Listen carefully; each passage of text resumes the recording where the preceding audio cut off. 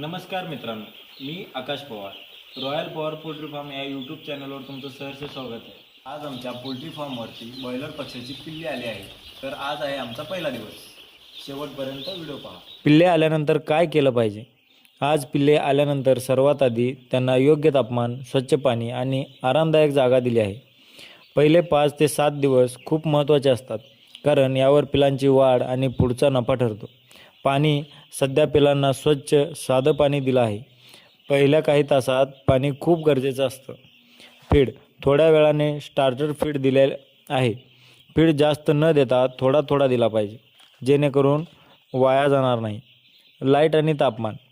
पिलांसाठी light सतत चालू ठेवली आहे. पिले जर लाईटखाली जास्त जमा होत असतील तर तापमान कमी आहे हे समजणं गरजेचं आहे. महत्त्वाचे टिप्स: गर्दी होऊ देऊ नका. पाणी नेहमी स्वच्छ ठेवा. पहिल्या दिवशी घाई करू नका. हा व्हिडिओ डे 1चा आहे. पुढच्या व्हिडिओमध्ये मी डे 2 आणि डे 5 ची माहिती देणार आहे. जर तुम्हाला बॉयलर कोंबडी पालन शिकायचं असेल तर रॉयल पॉवर पोल्ट्री फार्मला नक्की सबस्क्राईब करा. व्हिडिओ आवडला तर नक्की लाईक करा आणि तुम्हाला काही प्रश्न असतील तर कमेंट बॉक्समध्ये नक्की विचारा.